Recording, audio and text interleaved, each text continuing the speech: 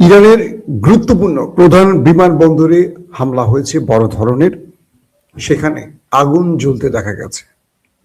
পাশাপাশি ইরানের বিভিন্ন গুরুত্বপূর্ণ টার্গেটে আক্রমণ অব্যাহত রয়েছে। এই যুদ্ধের প্রথম 36 ঘন্টায়, অর্থাৎ আমেরিকা ইসরায়েল যে লড়াইটা শুরু করেছে তার প্রথম 36 ঘন্টা আপনারা কল্পনা করতে পারবেন না, ইরানের ভেতরে 3000 আক্রমণ হয়েছে, 3000 বোম্বিং করা হয়েছে। আর ইরান তার বিপরীতে শত্রুর বিরুদ্ধে মাত্র 1000-এর মতো আক্রমণ করেছে। তার মানে আমরা ধরে নিতে পারি 3 গুণ বেশি আক্রমণ শত্রুপক্ষ করছে। আবার আমেরিকা ইসরায়েল যে আক্রমণগুলো ইরানের ভেতরে করছে, এই আক্রমণে ইরান খুব বেশি ঠেকাতে পারছে না, কারণ ইরানের আধুনিক উন্নত মানের আকাশ প্রতিরক্ষা ব্যবস্থা নেই, কিন্তু আমেরিকা এবং ইসরায়েলের রয়েছে। তাই ইরান যে 1000 আক্রমণ করছে তার অধিকাংশ ধরেন ঠেকিয়ে দিয়েছে তারা। তার মধ্যেও ইরান যে সফল অ্যাটাকগুলো করেছে বা এই দুটো দেশের যে ক্ষতি করেছে, এই দুটো দেশের ইতিহাস পাল্টে গেছে। তারা এইরকম কল্পনা করেনি। দর্শক, আজকে বেশ কিছু আপডেট দিব, সিরিজ কিছু আপডেট আমি সংক্ষিপ্ত আকারে তুলে ধরার চেষ্টা করছি। যে আমেরিকার দালালি করে বাংলাদেশ এবং পাকিস্তানের মতো দুটো নতজানু পররাষ্ট্রের দেশ, আজ আমেরিকা ভারতকে নতুন সারপ্রাইজ দিল। সাম্প্রতিক সময় ভারতের বিরুদ্ধে আমরা দেখেছি যে স্যাংশন অনেক খেলা খেলেছে আমেরিকা, নরেন্দ্র মোদীর সাথে ডোনাল্ড ট্রাম্প। বাংলাদেশে আমেরিকা তার পররাষ্ট্রনীতি বা তার আধিপত্য ধরে রাখার জন্য বিএনপির ঘাড়ে প্রেসার দিয়ে খলিলুর রহমানকে বসিয়ে দিয়েছে। খলিলুর রহমান কিন্তু বিএনপির চয়েস না, যেহেতু বিএনপি সিলেক্টেড মানে ক্ষমতায় বসছে, তাদেরকে বিশেষভাবে বসানো হয়েছে, তাই তাদের ঘাড়ের উপর চাপানো হয়েছে খলিলুর রহমানকে আমেরিকার পক্ষ থেকে, ভারতের পক্ষ থেকে স্বরাষ্ট্রমন্ত্রী। এটি মানে না মানে এরকমই সূত্রগুলো বলছে। আবার পাকিস্তানে ফিল্ড মার্শাল আসিফ মনিরকে, ইমরানকে সরিয়ে তাকে ফিল্ড মার্শাল এবং ক্ষমতার সব কেন্দ্রের প্রধান ব্যক্তি করে বসানো হয়েছে আমেরিকার পক্ষ থেকে। আর প্রতুল প্রধানমন্ত্রী, সিলেক্টিভ প্রধানমন্ত্রী শাহবাজ শরীফকে বসানো হয়েছে। অথচ নির্বাচনে জিতছিল ইমরান খান। বাংলাদেশ পাকিস্তানের হিসেবটা প্রায় কাছাকাছি, বুঝতে পারছেন?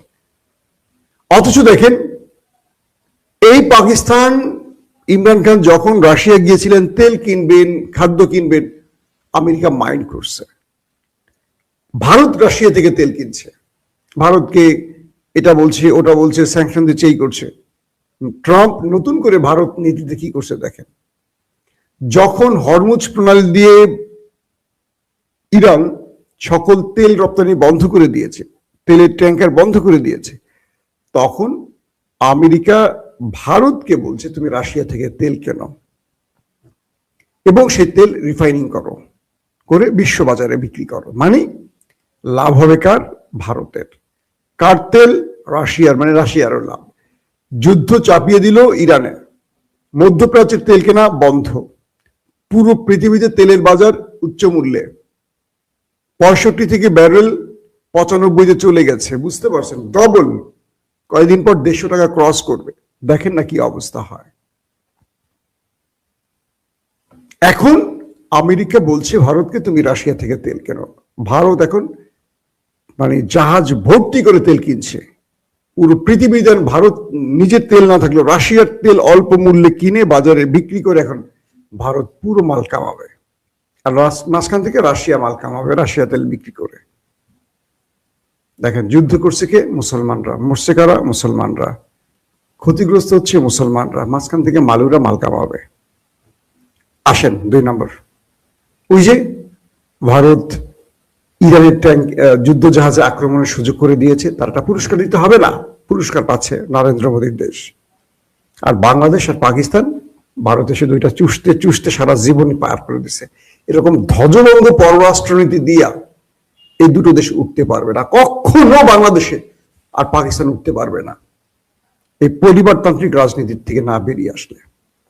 এরা ক্ষমতা জনগণের জন্য বসে না, এরা বসে ক্ষমতা ধরে রাখার জন্য। তাই ক্ষমতা এদের কাছ থেকে, যাদের কাছ থেকে নেয়, ঠিকানা আর লিজ নেয় ক্ষমতা, আমেরিকা ভারতের কাছ থেকে, তাদের কথা শুনে চলতে হয়। এই আমাদের বাংলাদেশের ইস্টাবলিশমেন্ট ভেঙে দিতে না পারলে এই দেশের জনগণের মুক্তি মিলবে না।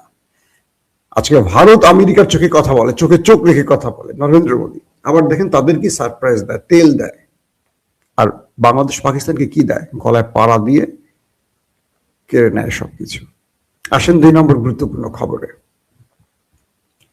রাশিয়া আরবকে বলছে, তুমি আমেরিকাকে তোমার ঘাঁটি দিছ। একবার চিন্তা করো, আমেরিকা তোমার দুর্দিনে কি করলো? আমেরিকা তোমাকে বাঁচাতে আসেনি, আমেরিকা এসছে ওই দেশটিকে বাঁচাতে, ইসরায়েল। যাদের শত্রুর প্রয়োজন তাদের কোনো দেশ লাগবে না, ওই একটা দেশ থাকলেই হবে। তাদেরকে বন্ধু বেশি আনো আর শত্রু বেশি আনো, ওইটা তোমার পাশে থাকলেই তোমার 12টা বেজে যাবে।